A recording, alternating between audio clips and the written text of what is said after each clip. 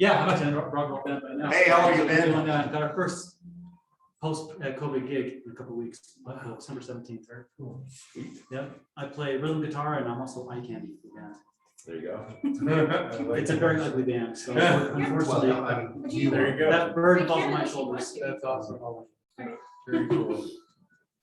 Okay, guys, we're 11:02. This is the day before a holiday, so I'm assuming that's going to be an excuse for some of the absence, but hopefully some other people jump on as they are right now. There's that's Nate. Nate changing his background.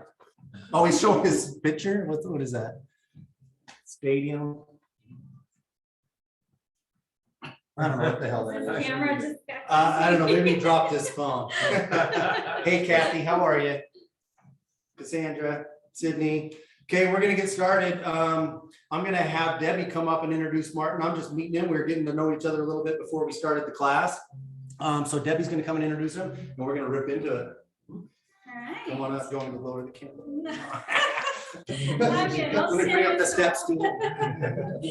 Hey everyone, so Martin and I go back a ways, about 5 or 6 years, and I've sent some clients to him myself, so I can vouch for him. I'm the one that brought him here today. So I hope you enjoy it as much as I do. But have you guys ever made a poor decision? You're in the right place today. Today's guest is an expert in making better decisions. He's written several books, including this one, Yes, Money Can Make You Happy. And he's working on the new one, Financial Misbehavior, which is kind of based on today's talk. He's also a co-founder of TM Wealth Management, a firm that focuses on helping people transition to retirement comfortably. When he's not speaking, writing, or thinking about money, he spends his time with his wife and 3 children and plays guitar in a rock and roll cover band. A word of warning, he thinks he's funny, but he's not. Don't keep open, Martin Hurlburt. Thank you very much, Debbie. I resemble that remark. Hey, let me start off by sharing with you a few quotations from this little book, and I give a copy to Jen, she's got it. Yep. If you agree with these quotations, or if they describe you, just I want you to raise your hand or smile or something, right? Here's this first quote. It says, it doesn't matter if you're rich or poor, as long as you've got money. Agree with that one? Okay. Here's one by John Wooden. I love John Wooden. Lots of really wise sayings from John Wooden. Yeah, so we're getting our little thing up here, our PowerPoint. Yeah, I'll get you ready. John Wooden once said, "It's what you learn after you know it all that really counts." It's a little deeper, huh? I like so funny. That's good, isn't it? Mm-hmm. I mean, I've learned so much since I got my degree. Yeah. Here on page 3, the first quote, probably my favorite quote of all. I came into this world with nothing, and I still have most of it. If you work with anyone like that, maybe you know people like that, right? Okay, awesome. Well, thank you very much. I'm very happy to be here, be with all of you on Zoom as well. This is it's gonna be kind of fun doing this. But today's topic is home buyer misbehavior, facts versus feelings. Have you ever had a client make a poor decision?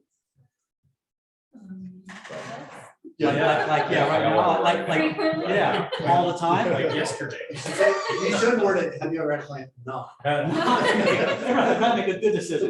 Well, hopefully hiring you was a good decision, right? Yeah. Okay, and today we're going to talk about why people make poor decisions. It really is part of human nature, and then understanding why they do it will help us figure out what you can do to avoid it yourself, and also help your clients make better choices. That's my goal here today, okay? Now I'm going to share with you a picture. Is this going to advance forward? There we go. This picture was taken on June 29th, 2017. It's one day after my triple bypass open heart surgery. The night before, they knew I had some blockage, so I went to get a stent where they go through your arteries, you kind of open it up. And they tried to do it for half an hour or so, and they stopped the procedure, said, listen, you have 3 blocked arteries inside your heart. We can't use a stent. This is Dr. Mitchell, our heart surgeon. You need triple bypass open heart surgery or you'll die of a massive heart attack this year. He's got time tomorrow morning. Are you available? This is 6 p.m. on Tuesday night, the night before. I said, yeah, I'm available. So next morning, 6 o'clock, Dr. Mitchell opens my chest, pulls my rib cage apart, takes 3 veins from my ankle down here, and bypasses 3 blocked arteries in my heart. He did a phenomenal job. It just blows my mind what he did. 4 months later, I'm in the open ocean snorkeling without a life vest. Not that I did anything great, it's because of him and his surgical skills. Now, in spite of our nation's surgeons and their skills, training, and experience, about 150,000 people every year were dying due to human error on the operating table. Now, until one surgeon found a very simple system that reduced those deaths by 47%, or 70,000 lives a year being saved. Now, I'll tell you more about his technique in a moment. I hope that if human error enters your business, it doesn't lead to your client's death. Okay, more often than not, it won't happen, right? But it's still very costly in terms of just energy, money, and time and all that, right?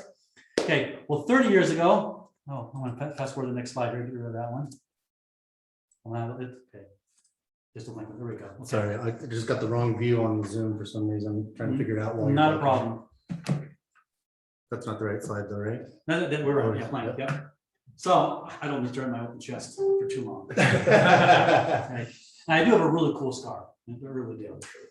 Hey, so 30 years ago, I started my career as a financial advisor. I was a recent graduate from BYU. I was trained on modern economic theory, business and finance, and I was ready to take names and kick butt, right? Remember those days when you're young and dumb? Think you're smart? Okay. And about a few months into my career, my mother, who lives in California, sent me a newspaper article. Now, this is kind of a younger crowd here. This is back in the days when you sent the actual piece of paper and not link to it online, because there was no online back then. And this newspaper article said that 82% of professional athletes will end up declaring bankruptcy within 5 years of leaving their sport.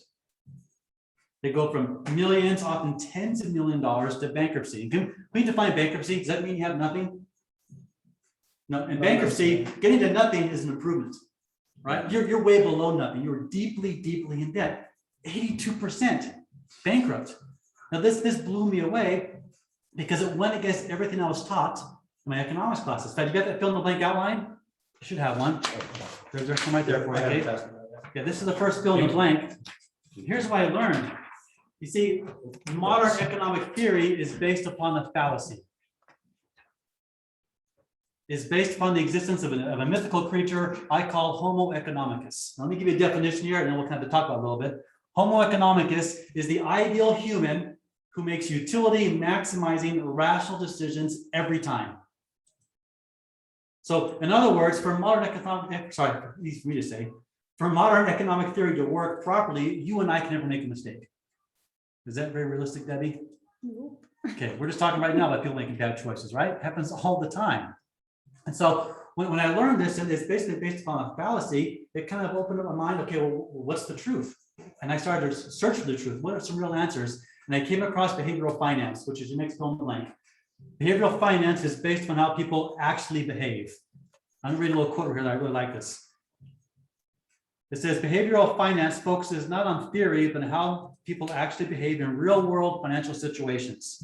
It assumes investors are not always logical and can easily make irrational decisions, right? Including your clients. And this is an important part. They make these irrational choices when there are no systems in place to remind them of the priorities they've set and the plans they've established. So when I came across modern economic theory, or sorry, behavioral finance, behavioral economics, it's like the windows of heaven opened up, said, Martin, this is your life's mission. I started to read every book and get my hands on. I go to courses and workshops and conferences. I've written a couple books. The moral with the book, the Yes Money Can Make You Happy book. Well, my book, Yes Money Can Make You Happy. The main message in that book is if you align your money with your values, you're happier. You could have millions of dollars or billions of dollars. You can be president of the United States and still be unhappy. And I don't want to get too political here. All right. I hate all politicians equally. They're all corrupt, right? But the main point is this is it became my life's work. And I'm about to, in 7 words, that's 7, right? In 7 words, I'm going to describe to you my entire life's work. Would you like to know what they are? Those 7 key words? Okay, next fill in the blank. Emotions. Go forward here. Let's see. There we go. Emotions can be hazards to your wealth. That's the number one thing I've learned in the past 30 years. Emotions can be hazards to our wealth. Now, it's not that emotions are bad, but the challenge comes from not understanding the influence emotions have on our decision-making process, especially when it comes to money. And this leads to what I call financial misbehavior. So financial misbehavior is when smart, successful people, much like I'm assuming you all of you are here today, but when smart, successful people use gut feelings and emotions to make important choices instead of logic. Now, that leads to all kinds of problems, lower investment returns, unnecessary spending. But the bottom line is this, the next fill in the blank, financial misbehavior will always lower my net worth and increase my stress. So write that in a blank. It lowers my net worth and increases my stress. So to better understand financial misbehavior, let's just kind of do a brief summary of how our brains operate. You've all heard, right, that our brains have two basic parts. What are they? Okay, left and right, you have the emotional side and the logical side. Now that's kind of oversimplification, but it'll work for today. So the emotional side has two primary motivators. It wants to get pleasure or avoid pain. And when does it want to do that? Yeah, just right now. Kind of short-term thinking, right? Knee-jerk reactions. You've been in Iraq, that guy's trying to kill me, I want to get out of here. Now, right? Or this is going to feel good, whether it's those treats out there or Debbie sandwiches she found for us, that's going to be an awesome meal, I want it now. Okay, so the emotional side, get pleasure, avoid pain. And the logical side wants to carefully compare and contrast all the possible options and pick the best one. Now, life is good for us when both sides of the brain are kind of working together, but they're always kind of battling things out. In fact, Daniel Kahneman, he's a Nobel Prize winner, he said that as much as possible, our brains will push choices into the emotional side because it's faster, it's easier, and it uses less energy. And also the emotional side is very powerful because how did we survive as a species for the first 50,000 years? It was fight or flight, baby. That was it. You didn't have time to compare and contrast. Is this a good dinosaur or a bad dinosaur? Well, I don't think we lived at the same time as dinosaurs, but you get the point, right? Yeah. Okay, and this battle in our brain was demonstrated, a study was done at Stanford University, very nice university. They asked graduate students, who by nature are pretty smart people, they asked them to memorize some numbers. Let's bring up the next slide here. That's gonna work, yeah. They asked one group to memorize 7 numbers, and the other group, they asked them to memorize just 2 numbers, okay? But that wasn't the real test. This was the real test. As they walked down the hallway to report the numbers, they had a table set up, and they offered them some cake or some fruit. There, you want something to eat? Yeah, there you go. What they found is one of those groups, the majority chose the cake, the other group chose the fruit. Any guesses? 7 numbers would choose cake or fruit. What do you think? You say the fruit? Okay. Yeah, I say cake. You're saying the cake? All right. Here's what happened. Those had to memorize 7 numbers, they chose the cake. Those had to memorize 2 numbers. Now, I'm going to read from the professor's report. He said the students with 7 numbers to remember were twice as likely to choose cake as the students given 2 numbers. The reason, according to Professor Shiv, is that those extra numbers took up valuable space in the brain. They were a cognitive load, making it that much harder to resist the sweet dessert. So in other words, the emotional side is so powerful and the prefrontal cortex, the logical side, is so overtaxed, overworked. All it takes is 5 extra bits of information and the logical side of the brain checks out and emotions take over. Ooh, cake, me like cake. Yes, cake, cake now. Cake good. And this is cake good. Yes, more cake, please. And these are MIT graduate students. Now let's move on to some cool science things here. Scientists can take pictures of us and our brains while we're actually thinking. They've learned some really cool things here. One thing I've learned is that just the thought of getting extra money will trigger the reward centers in our brain and dopamine levels go up. So you don't have to get the money, just thinking about getting the money makes us feel good. Have you ever pre-spent a commission? At least imagine pre-spending the commission, right? Oh man, this $15,000 is so sweet. And you're thinking, okay, it feels good, right? It feels good to do that. They did one study where they compared the brains of people who were high on cocaine to people thinking about getting money. Here's what they found. Our brain expecting money looks like a brain and acts like a brain high on cocaine. You think Always checked up. that's another whole other class, yeah. Another issue for you there. Do you think it makes sense then to make financial decisions if our brain is operating like someone on cocaine? Probably not. But I think that explains why even I one time bought a lottery ticket. Even though I know the odds of winning are the same as being struck by lightning, hit by a meteorite, getting a hole-in-one, and being bitten by a shark on the same day. Those things never happened to you, Jeff? Right? Yeah, okay, very unlikely. But you see, it feels good. I remember it was like 28 years ago. It cost me $1. I brought the ticket home. And my wife and I, we kind of closed our eyes and we thought about what we'd like to have all that money. That'd be so freaking awesome. Feels good right now to think about it. Feels good. Okay, so that's the good side of, I guess, the brain. It feels good to think about money. Now, the opposite of feeling good is fear. And fear might be the most dangerous emotion when it comes to managing money because it triggers the amygdala part of our brain, which literally bypasses rational thought. If you are face to face with that dinosaur, fight or flight, you don't have time to think, right? That's okay. But what if that trigger is feared by a downturn in the stock market, or it's triggered by maybe a person backing out of a transaction, and you already spent that money, at least in your mind, right? And so fear kind of kicks in, takes over. Well, that's when you need logic more than ever. This chart right here shows us money going into and out of stock mutual funds over a 10-year period. And you'll see right there in 03 and 09, more money came out of the stock market than went into it. Now, do you know your stock market history? What happened in 03 and 09? Okay, those are both the end of a 50% correction in the stock market. It was a fantastic time to buy stocks, horrible time to sell. And yet a lot of people did, more people sold than bought, and that's why it went down. Now, you all probably know someone like my client Dave, not his real name, but he has a PhD, he's brilliant at what he does, earns multiple six figures, very successful gentleman. He became my client in 2017, and he revealed to me that in 2009, he moved $500,000 from his stock mutual funds into a bank account. And then money sat there ever since. You're shaking your head no, right? If you know, the Dow Jones at the time was about 6,000 points. When I met him, it was about 25,000. So let's think about that. Here's what this means.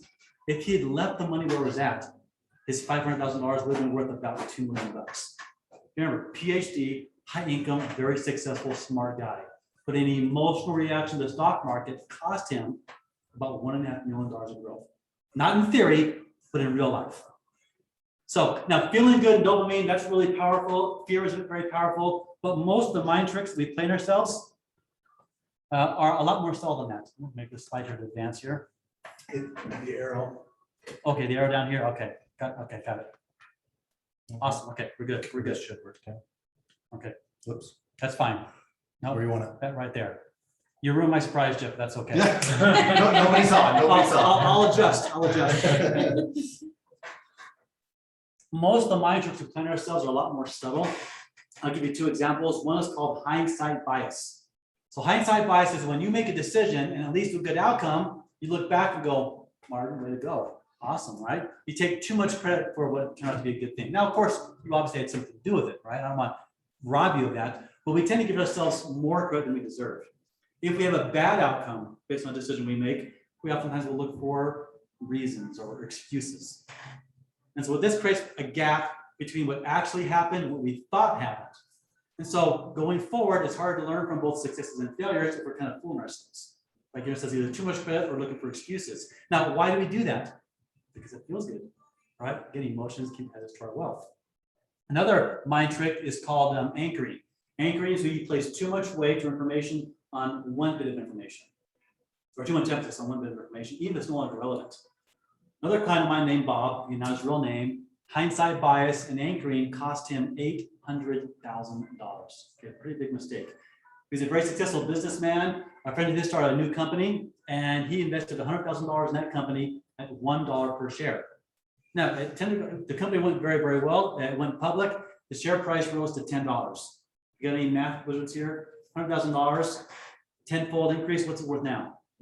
Okay, $1 million, right? So Bob and I spoke. I said, Bob, I think now is probably a good time to sell all or some of that stock. He said, wait a second, Martin, you don't understand. Okay, I know the founder personally. He says the future looks really bright. And besides, look how well it's done so far. I don't think selling right now makes any sense at all, Martin. No way. I'm not going to do it. That's an example of hindsight bias. Okay, Bob gave himself too much credit for what turned out to be a lucky investment. Jeff, any guesses on what happened next? It dropped. Okay, yeah, went down to $8 a share. Okay, we talked again. He's down 200 grand, and he said, "Okay, Marty, you know what? You were right. I should have sold the 10. When it gets back to 10, I'm going to sell then." That's an example of anchoring. So his mind was now anchored on that $10 share price, even though the current and future price has nothing to do with the past price. Went to $5 a share, eventually back down to $2 a share. So his $1 million account is now worth about 200 grand. Hindsight bias anchoring cost him $800,000. Now, if you want, I've got this little, I think it's a 2-page report that outlines 10 or 12 little mind tricks we play on ourselves. And it's very easy to read. If you want, give me your card, I'll just email it to you, or you can email me later. Okay. Now, everything I have today, I'm giving away. Okay.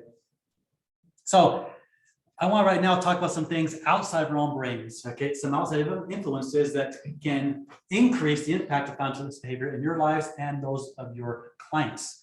I call these misbehavior multipliers. The first one applies to everyone, information overload. Has your brain ever been tired before? You're kind of smiling there, right? A little bit, You're yeah. maybe tired. You're in the military. Yeah, and I think one of the reasons our brains get tired is information overload. We are now being asked to make more choices than ever before in the history of mankind. Here, give me an example. You want to go to the store and buy some jeans. How many kinds of Levi jeans are there? Endless. Endless. 501s, 505s, 510s. I like the 511. That's why I wear. I've got the 512. I just want some jeans, right? If you want to buy a cell phone, how many choices you got? Unbelievably, not such unbelievable. It's just mind boggles or boggles the mind. All these choices being thrust upon us, and they're supposed to make our lives better, but it doesn't. It's adding stress into our lives. In fact, one of the books I read by Daniel Levitin. He's a professor, and he tells a story back in, I think it was probably the 80s. He sees an exchange student from what was back then the Soviet bloc. So this person came from a communist country, is in the university bookstore looking overwhelmed and totally stressed out. So the professor says, what's going on? He says, well, in my country, we have two kinds of pens, black ink and blue ink. And oftentimes we don't have both of those. You're lucky to get one pen. Here in this bookstore, there are like 40 or 50 different kinds of pens. Which one's the right one for me? How am I supposed to know? Okay. Now, all these choices come at a real cost. Oh, sorry, I'm going to go another thing here, excuse me. So we have too many choices. There is, though, I think, one very simple thing. The people on the camera right there, fish crackers. That's a pretty easy purchase, right? Okay, what is the purpose of fish crackers? Snack. For who? Hopefully not for you. Keep your kids quiet. There you go. Thank you. Let's be real. Okay. The purpose of fish crackers is to make our kids behave in public. Right? That's why we're our grandkids. That's why you buy it. Okay, so picture this. You're on your way to a wedding. Maybe you got your kids, your grandkids. You want them to not embarrass you in public. So you stop by the store, buy some fish crackers, and here's what you find. There are now 36 kinds of fish crackers. Your brain has to analyze, compare, and contrast 36 kinds of fish crackers to get the right one, and it's overwhelming. I was teaching this class a couple years ago down in Lehigh. And this lady yells out to me, vanilla cupcake. Now, I'm white. I'm thinking, is she calling me? Vanilla cupcake? No, she clarified, that's my kid's favorite kind of fish cracker. Look there on the top shelf on the right, there is vanilla cupcake fish crackers. When my kids were growing up, we had one kind of fish cracker and it worked just fine. It was cheddar cheese. That's all we had. Now you need the chocolate cake after picking the goldfish crackers. That's right, okay? And I took that picture of myself in Target. And that's not done. I took it myself on my phone. I didn't believe it. I read a book about this. I didn't believe it. I went there. Yeah, there it is. Wow. Okay, now all these decisions and choices come at a real cost. And I'm going to read a quote right here. This is from Daniel Levitin, his book, The Organized Brain. He said that neurons are living cells with a metabolism. They need oxygen and glucose to survive. And when they've been overworked, we experience fatigue. So your brain literally gets tired. And it's probably getting more and more tired of all the choices being thrust upon us. Let's now go ahead and we'll put this in the context of managing money. And I'm a financial planner, so I'll use an example from my career. Let's suppose it's 9 o'clock tonight. You've made thousands of choices today. And you're tired, but before you go to bed, you want to figure out what to do with that old 401k, or in your case, maybe the TSP, right? That's the military version of the 401k. So before you go to bed, you go to the fountain of all knowledge, which is what? The internet. Google. Get Google. Okay. You type in how to invest. Here's what pops up: 267 million websites on how to invest your money. Now, how useful is that? Not very useful. And on top of that, we got this. We got hundreds of daily newspapers. We got dozens of weekly financial magazines and all these 24-hour news channels that are spewing out sensational headlines to get your attention. Now think about this. How does the mainstream financial media measure their success? Is it based on your net worth? It's based on advertising revenue. So if they can sensationalize the news and get you tuned in tomorrow or just hang on there, they make more money. So You are faced with this important decision. It's now 10 o'clock at night. You get overwhelming, conflicting information. This choice could impact you for decades to come. You kind of feel like her, don't you? Just make it stop. I do feel that way. And this could be painful, at least uncomfortable. Remember the emotional side of the brain, what does it want? Get pleasure or avoid pain right now. So the emotions kick in, the logical side's too tired anyway, and the emotion says, make a decision now, just get it over with. That's a key point. It's not trying to make the best choice, but the easiest choice. 6 months later, you ask yourself, geez, what was I thinking? Okay, you weren't thinking, you're reacting emotionally. Now, I got good news and bad news. The bad news is there is no cure for financial misbehavior. It is part of being human. We are emotional beings, but there are some things we can do that will reduce or minimize the impact of financial misbehavior in our lives. And things you can do, number one, for yourself, practice what you preach. Number two, help your clients realize these things so they make better choices. Right? Here's the first one, most important of all. This is your fill in the blank in the outline. Have a plan. There you go. Okay. A plan makes, oh, is there more of those? Here, I got one here too. Here we go.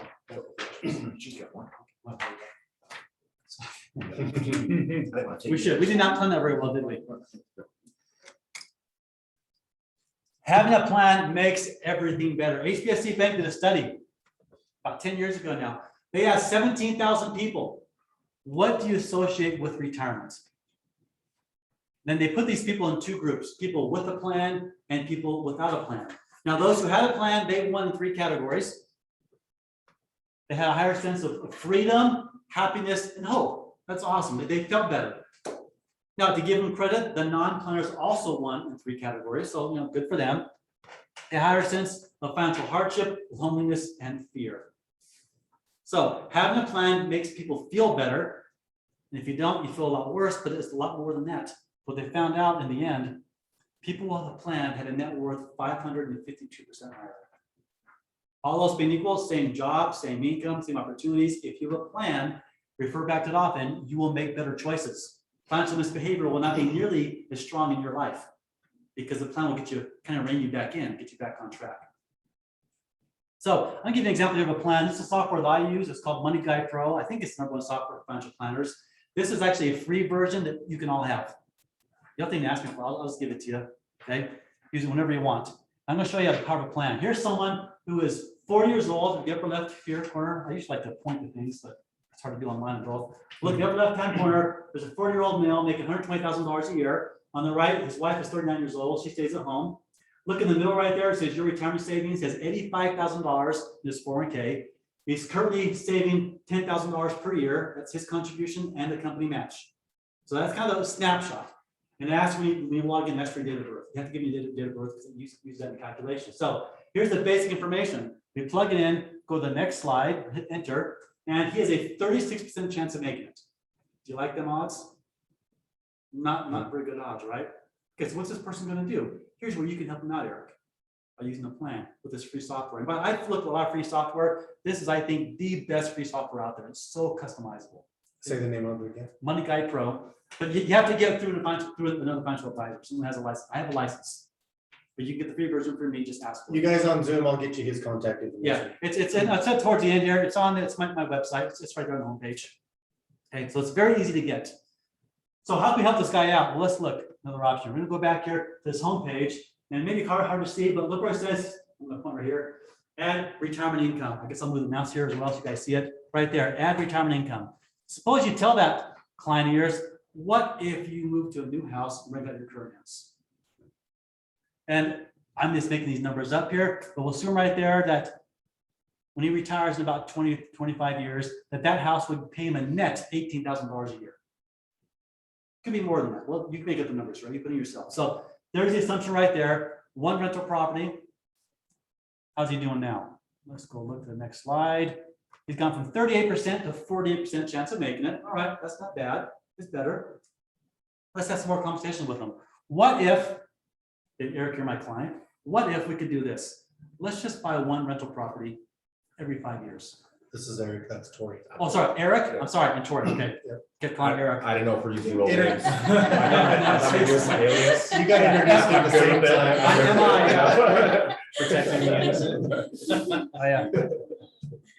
So your name is what? Tori. Tori, okay, Tori and I were both in the military. I was military intelligence. We used to sing as we were marching in my MI, military intelligence. MI, that's for me, up at 9, home by 3. Get to do an easy job, ain't gonna be no fighting slob. I don't have to go and fight because I can read and write. And more things. We sang a different one. It's like, a lot of blood and guts and killing things. Well, yeah. That's the more Okay. And we would make fun of guys like you, who has to go and fight. Okay, yes. We said make it a Chesapeake. Did I miss something like if there's a certain goal that he's trying to hit? Yeah, here's what it shows right here. The goal is missing assumptions you can change. It takes the 120 he's currently making, subtracts taxes automatically, and subtracts his livable savings. So it says you'll need to have $80,000 a year. Okay, based on those initial assumptions, to have the same lifestyle. You can change that. You can make it higher, you can make it lower. It is a very highly customizable program. What's the life expectancy on the program? It does based on date of birth. Okay, Okay. so the version I use is a lot more complex. I could change life expectancy. I can change a lot more, but this is still really, really good for free. And again, I want you to see here the point this is going to make for the client. Having a plan, I think is very powerful. So go back to my idea. Let's have you buy one rental property every 5 years. Is that overwhelming? Okay, is that Easy. can we say the word easy? It's probably pretty very realistic, easy to do. We're gonna go back here, and so you can see right there. So we had that first one, $18,000 a year net by the time he retires. Okay, 5 years later, he buys another one, has less time to grow, so we'll call it $12,000 a year net, and then $9,000 a year, and then $6,000 a year. So we're telling this client through the plan, let's just buy one rental every 5 years. How's he doing now? Big drum roll. He's in the green zone, which means he's going to make it. If you're in the green zone, there's a very high likelihood that you will be successful in retirement and have your same lifestyle for the rest of your life. Now, are you trying to like beg and plead with this guy to buy homes from you? No, you're letting the plan do it. Let's just be very real with people. Now, here it says annual savings, remember, it's $10,000. If he's buying these rental properties, he's going to have some positive cash flow. What if he saves $15,000 a year? He's now at 88%. He's in the blue zone. When you're in the blue zone, that means you're not spending enough money or you're saving too much, which is a good problem to have, right? Now you're talking about legacy and impacting your posterity and the causes you care about. That's a good place to be, very good place to be. So you see the power of having a plan? How about this? This is the version of software that I use. It's a little more complex. Should you pay cash for your next house or finance it? Oh, it's finance. Wait, why would you say that, Debbie? She's the mortgage person. Also, using other people's money to grow your. Well, yeah, you're gonna be leveraging. Yeah.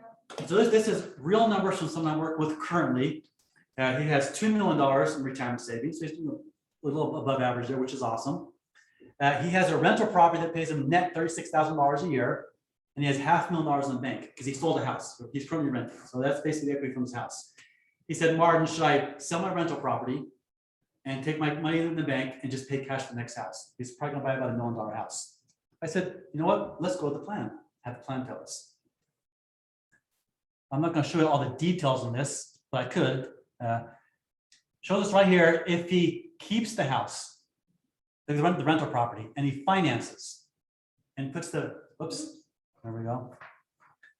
So he keeps rental property, he finances through Debbie, he just puts 20% down, and he takes the $500,000, let's say $400,000, that and invest it. There was a 90% chance, sorry, 94% chance he's gonna make it. And it tells us right here, at the end, when he's 90 years old, there's $9.1 million left over. That means open bar at his funeral, right? People are gonna be very happy at his funeral. Good old Uncle Dave, whatever, okay? Yeah. Now, if you were to sell the rental property, which you could do, take about $400,000 from his bank account and pay cash for the next house. In this case, he actually does well still. He ends up with $5.7 million. You can see the plan tells us that that decision he's making cost him and his posterity $3.4 million. What's up the plan tell him, right? Planning makes everything better. That's the first event of avoiding financial misbehavior. And the most important step is to have a plan. Next step is to know your money DNA or your money personality. Okay, your money personality is the lens through which you view your entire financial world. So it impacts how you make your money, how you spend it, how you invest it, and so forth.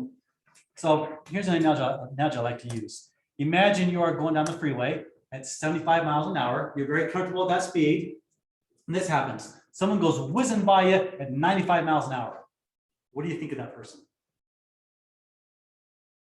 Hopefully he gets the cop for it. Yeah, there you go. Well, you're going to leave, you're 75. You probably think that guy's an idiot, drives you crazy, right? And it makes no sense at all. And while you're having that thought, this happens. You come up behind someone who's going 10 miles an hour slower than you, and you can't get around them. What do you think of that person? What an idiot, makes no sense, and drives you crazy, right? So anyone who drives faster or slower than you on the freeway makes no sense and drives you crazy. Now, little pause or timeout. Can I get a hand of those graphics? I did that myself. Very awesome. All right, thanks. Appreciate that. Okay. But we back to the money now. Okay, so anyone that has different spending priorities than you makes no sense and drives you crazy. Anyone who wants to take more or less risk than you when it comes to managing money makes no sense and drives you crazy. And there's a pretty good chance you're married to that person. Oh, okay, I think I hit a few nerves here. Okay. They say that money is the biggest cause of divorce. It's not. It's lack of communication about money and lack of understanding for the differences. So what are the money personalities? Saver and spender, that's self-explanatory. The adventurer likes to take risks. The avoider hates talking about it. And that may be why sometimes you lose business. If someone happens to be an avoider, you're trying to give them all these details, you are overwhelming them and they are checking out. They don't want it. Now, hopefully they're married to someone who's not an avoider. You might focus a little more on that person, and that's fine if you know their personality. And then the steward wants everything to go according to a plan. Now, all these are valid. They all have pros and cons. And so just understand that. For example, my wife and I, I'm the saver. I get a thrill saving money. My wife gets a thrill spending it. And again, that's no judgment. I'm a killjoy. My wife helps me enjoy life. So if we get an extra $10,000 one month, then she'll convince me to spend $1,000, just go and blow $1,000. Fine, I'll do that. Well, I was in an Army National Guard for 15 years.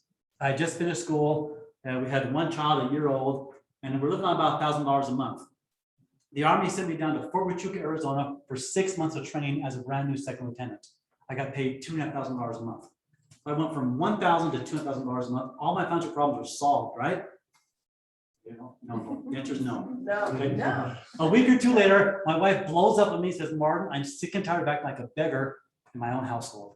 Now, being a man, I'm totally clueless. What are you talking about? She says, well, if you want to go out to eat, I got to get your permission. If I want to buy some shoes for our daughter, I got to get your permission. Now, I didn't realize I was doing that. Like she said, can I buy some shoes? My response would be, well, does she need shoes? Not that I'm doubting my wife. That's just the way I think. That's all. And so when I realized this, I said, okay, tell you what. We're making right now $2,500 a month, $1,500 more than we're used to. I was going to be there for 6 months, come back to Utah and start my business from scratch, commission only. I said, let's save $1,000 a month, right at the top. And then there's $1,000 left over, which is $500 more than you're used to. Your job is to spend it all. So do we meet both needs? My need to save, her need to spend without having to get permission for it? Yeah. And ever since then, we've had the exact same system our whole entire marriage. She gets a set amount every single month. I save first. She gets a bunch of money. I don't question her. She buys whatever she wants. Frankly, too many shoes and too many jackets. How many jackets do you really need? Whatever. That's okay. No, I'm not going to question it. I'm not going to question it.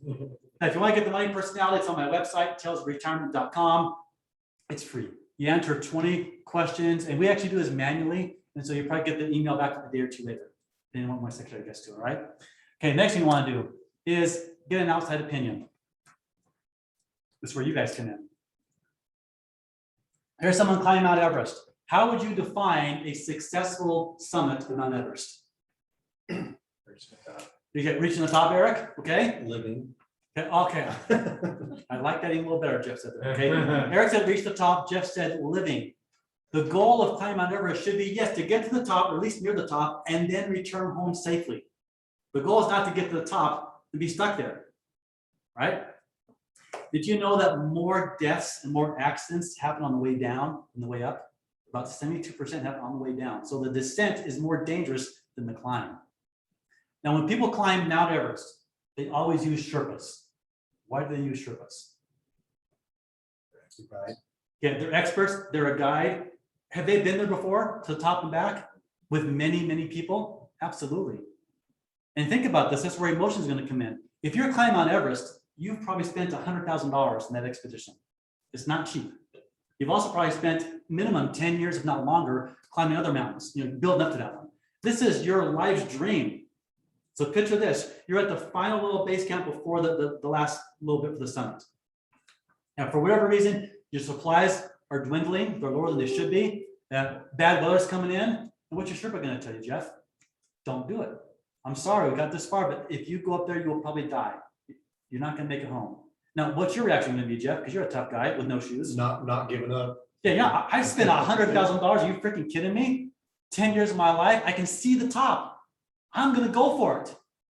And the Sherpa is there to rein those emotions because the Sherpa has no emotional attachment to your outcome. Well, it's very similar with buying a house or doing financial planning, right? Do you care which house your clients buy? Not really. You get paid roughly the same, right? And so you have that, without that opinion, kind of give them a vantage point, I think is much clearer. Another thing too is the Sherpas will help their clients avoid costly, maybe even deadly mistakes. Same thing with you. Is that the hardest part of buying a house, finding the right one, or is it negotiating after you find the right one? But you probably have more mistakes happening in the negotiation phase, right? So finding a house is fun. We all like doing that. Okay, you look at the houses, look at this kitchen, that's great. Okay, but it's what happens afterwards where you make mistakes, and that's your job as the real estate Sherpa. Tell them with those mistakes. So I think you should need to get an outside opinion. Okay, the next thing, use a checklist. Checklist is what reduced operating room deaths by 47%. Over 70,000 lives every year are saved by a simple checklist. Like for instance, is this the correct patient that I'm about to operate on? We may laugh about that, but my surgeon saw me the night before for the very first time. He could have easily mistaken me for someone else. I'm too good looking to have heart surgery, aren't I? Wouldn't nod your head. For sure. Yeah, for sure. Thank you, Eric. Okay, so, and I got that blue thing on my head, and all, so he didn't know who I was. So is it the right person? Is it the left leg or right leg? This simple little checklist reduced those deaths by 47%. Now, at first, all the surgeons who think they're next to God in intelligence, they resisted. How can this help me out? But when they saw the results, they all got on board. And speaking of getting on board, that's where the modern day checklist actually happened. During the Second World War, B-17 bomber was unveiled, the most advanced airplane in the world. Awesome airplane, awesome pilots here back in the Army Air Corps. There was no Air Force back then. But they were having far too many crashes and accidents. They brought in an outside consultant, and the consultant said, use a checklist. Before every flight, do a checklist. After every flight, checklist. As you're approaching the bombing run, do a checklist. And have a checklist for emergencies. When they started using a simple checklist, the crashes and accidents went way, way down. You guys remember Captain Sullenberg, Miracle on the Hudson? Right, what happened? Well, he takes off from the airport in New York City. Within a few minutes of taking off, both engines are knocked out by a fleet of geese. Is that an emotional event? I'd be pretty emotional, right? And so what does he do? He and his co-pilot, they turned to a checklist, went through it very, very quickly, and it told them the best course of action is not to return to the airport. You're not going to make it. The best course of action is find a body of water, land in the water, which he did and saved every life in that airplane. So the real hero of the story is the checklist. I'm kidding. Okay, it is the captain for having the fortitude. They put the emotions aside and use a checklist. And here's a checklist I use for my clients. Retirement planning. See the bottom right there? It says if you're 5+ years away, that's relatively simple to use. But within 5 years, it's a little more complex. A lot of things need to be done. I use this so I don't forget. It also tells my clients exactly what to expect. Now, I did a cash out refinance just over a month ago with Debbie. And when I agreed to do it, she sent me an email. And guess what it had? A checklist of what to expect during this process. Now, cash out refinances are not always a pleasant experience. They ask for way too much stuff. But with the You're checklist, self-employed, to be fair. I am self-employed. I am self-employed. Yeah, that's true. It makes it a little more challenging. Anyway, it was a good process, and we closed 2 weeks early. Now That's what you did. that's probably in part because of Debbie, probably in part because of the checklist and her team. Mhm. I mean, Rockstar team. I was in her office about a week ago, and someone says, "Oh, hi, Mark, nice to see you again." I have no idea who it is, but they remembered me. That made me feel kind of good. All right. So you should develop, if you don't have it already, a checklist for your own buying experience. So Mr. Prospect or Mr. Client, Here's what we're gonna do is find you the best house or to get you the best price for your existing house. Here's our checklist. If you don't have one, ask Jeff. If Jeff doesn't have one, go to Google and find one, right? But use a checklist. Last thing here is to dig deeper. That's awesome. We might be done about 3 minutes early. Here's what I mean by that, dig deeper. Do not answer an emotional concern with logic. Anyone who's married knows that doesn't work, does it? Right? If you have teenagers. Or if you have teenagers, yeah, exactly. That's a great example. I've been trying for 30 years. So It doesn't work. if someone is giving you a concern or an excuse that you know is not logical, our initial reaction is, oh, I got this, a slam dunk. Because you have the logical answer. And when you try and slam dunk them, what's gonna happen? It's not gonna go in the net. Actually, I found a video of LeBron James. Wide open, he steals the ball all by himself on the court, goes up the slam dunk, and he misses. So I'll show it next time I teach class. It's a pretty cool video. All right. I'm gonna use Debbie as an example if you don't mind. Yeah. She told me about a case she was working on. And what kind of mortgage was it? Was 2 simultaneous cash out refis, I-10 version. So You guys know what that means? I-10 version? So complicated. Most lenders won't even do them. They don't have a social security number, but they are here legally. They have Oh, employment. okay. And he had come to me, telling me that 13 other lenders had told him no one else would do this. I'm like, I will do this for you, Okay. and we will do both of them simultaneously. Work on it for 2 months because they are very complicated and Right. a lot of documents, 4 times in underwriting. My process was about to quit on me, but we've got this. We were going to do this for you because he was at 6.7% and we were going to get him to 4.7 on both of them. And he was going to use the cash out to get another investment property. I'm so excited for this guy. One of them is under construction. When the appraisal comes back, the pictures show construction. The underwriter wants proof that he has a permit for this, and that is his tipping point of the home buying process is emotional. You guys know it's fast and furious and emotional. And that was his tipping point. He's like, you know what? Too much, it's taking too long. There's too many documents. I just can't do it anymore. Yeah, so 2 months of hard work.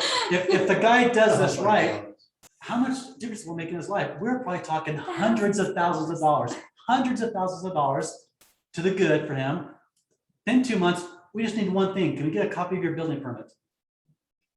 I'm done. That's it. Okay, so Debbie, in all her infinite wisdom, went in for the slam dunk with all her logic, and she blew it. Okay, he didn't do the deal. This has a sad ending, unfortunately. But we can learn from it, right? Yeah.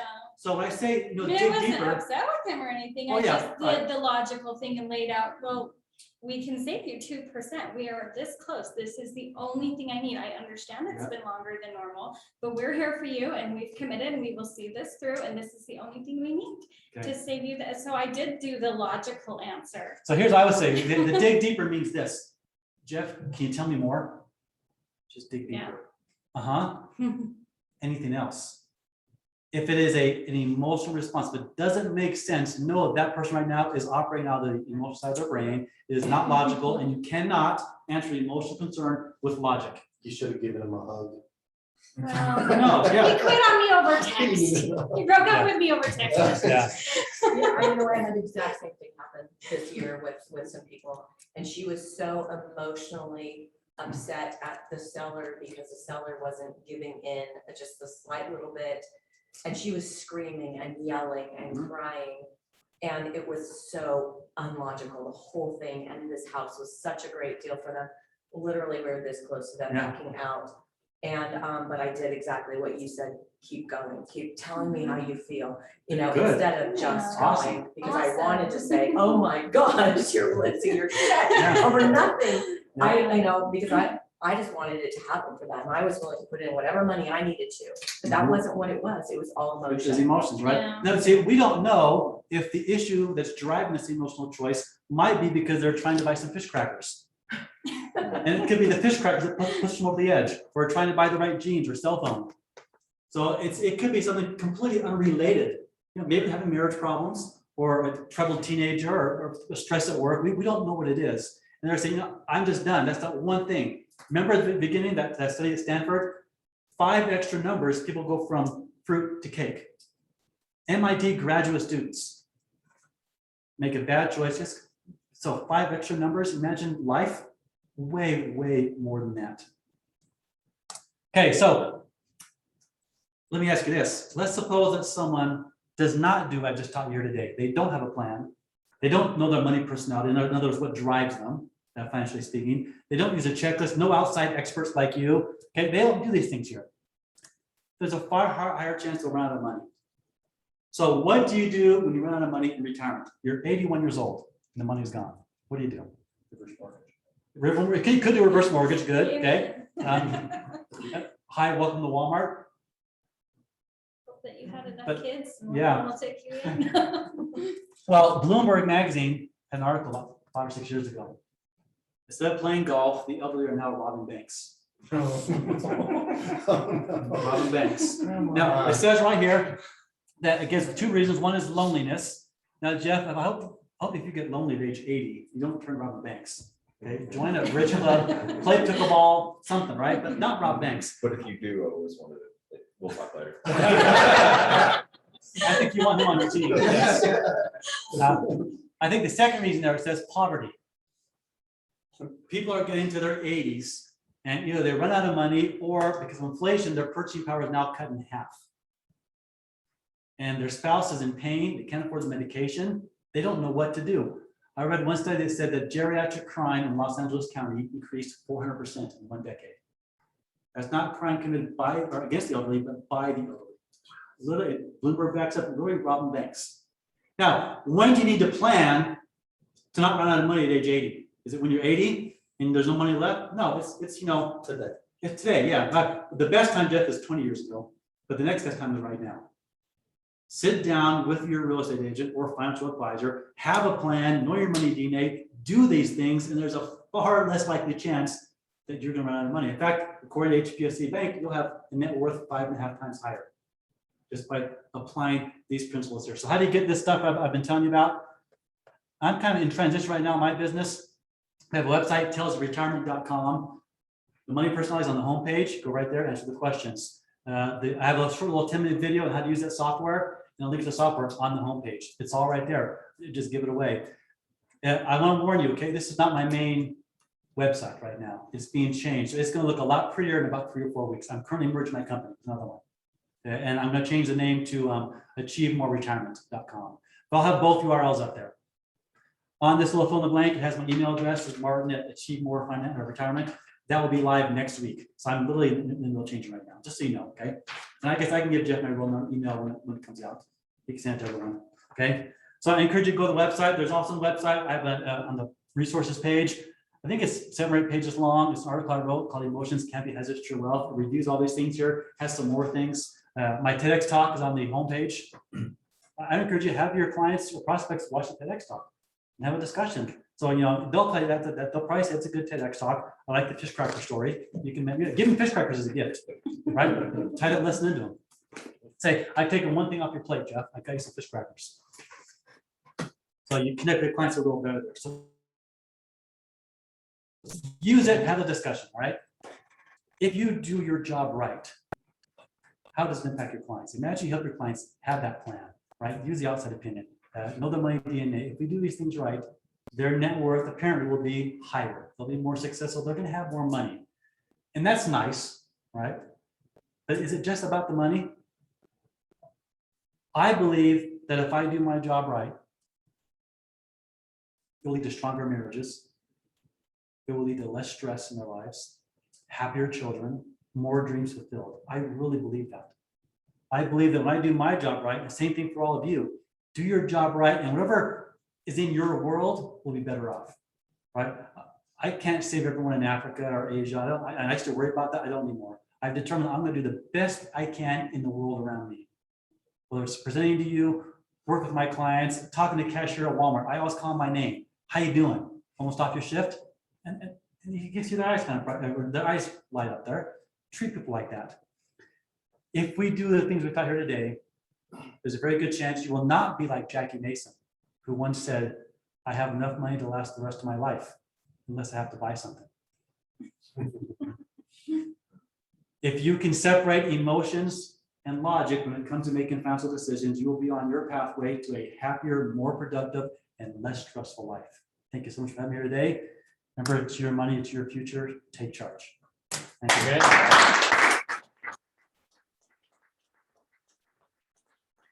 Any questions for Martin on Zoom? Just unmute yourself. Well, the free version is now, questions cost more. Never mind, goodbye. Yeah, any questions at all? Go ahead. And if not, that's fine. Are you gonna offer them what you offered me for our clients? To hand out the free, like, once they close the loan with me, can offer them the free version. You can offer the free version anytime you want to. If the free, if they're gonna buy from you, that's fine. But if you're getting kind of stuck, then use the free version while you're working them to, we show them right here. Tell them to the vision of one rental property every 5 years, or where the transaction is. So it's not just for these guys here, right? They Let's can just- share it with their clients. Yeah, That's what I'm yeah. In fact, if you use it with your clients, they have to get their own login and information. They can't use your login. They have to get their own, because it asks for their date of birth, which is relevant to the planning software, that's all. So I think it asks their date of birth and email address, that's all it asks for. It says phone number, but they don't have to give it up.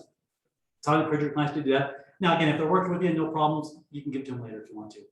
Another idea may be, Jeff, you guys talk about this later, if you like this class, I can do a public version of it. So very similar, I probably won't, I'll talk about the Sherpa, yes, and you guys are the Sherpas, but you can invite all your current clients, your past clients, tell them to bring their friends. We got this author, he's a TEDx speaker, did you say not funny, Debbie? He's got a message that is a cool message, and that's easier for your clients to invite people to. If you tell your client who wants to buy a house next, I don't know. But who do you know that like to make better financial choices, maybe have less stress on lives? This guy has got a great presentation. We're bringing him in. There's no cost or obligation. Who can we invite? Now you use it as a referral technique. Yeah. Potentially. I feel like understanding the money personality types works in the home buying process as well, because you guys probably have maybe the husband wants to keep the lower end in the budget, and the wife's like, but this is where I'm gonna raise my babies. Yeah. I want the max purchase price, you know? So That's a great blending point, those two in that process. If you're trying to motivate someone to do whatever this transaction is based on your money personality, it may or may not go very well. If you're trying to show me, okay, but Debbie, use a mortgage example, Martin, if we do this, if it's refinance, look how much more money you can save. I'm excited. For my wife, look what you can spend. And again, both, and then I'm not being all sexist, it's just sometimes it's the guys who are the spenders. Guys are very good at spending money, trust me. They often have very, very expensive toys. Okay? But if you know what motivates them, you'll have a better experience for them and they'll have a better experience with you. So motivate them for their reasons, not for your reasons. And yeah, you send them to the website, they take the money personality test and say, great, let's talk about it. There's a few extra things you can do to just be more I think, more successful. Love that. I like the money personalities. That's a great, are we talking about on these events and on these trainings we do is having talking points with your clients, right? Other than just real estate. I mean, the scripts that most people use are about getting business and. He's already, whose room was that? It's like, he's already checked out, he's got the GPS on there. Let me show you something here, Jeff. Okay, so here's a pen that people give away. We give away pens and trinkets and cups and things like that, and that's great. But what do you think will be more valuable to your client? A pen or that software we talked about? Software is way more valuable, and it's 100% free. The money personality, is that more valuable than this pen? Knowing that? Absolutely. Way more valuable, and it's free. I'm not saying don't give them pens, but Plus there's only 2 color choices. that's right. What you have for. If there was 3, I wouldn't know what to do.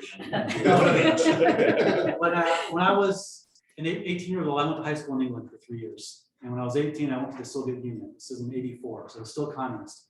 My mom and I converted a bunch of British pounds into rubles. And the day before we left, we went to the biggest store back then in Leningrad to just, spend the money. You don't want to convert back into it. So we went to this biggest store there and we walked out with our money.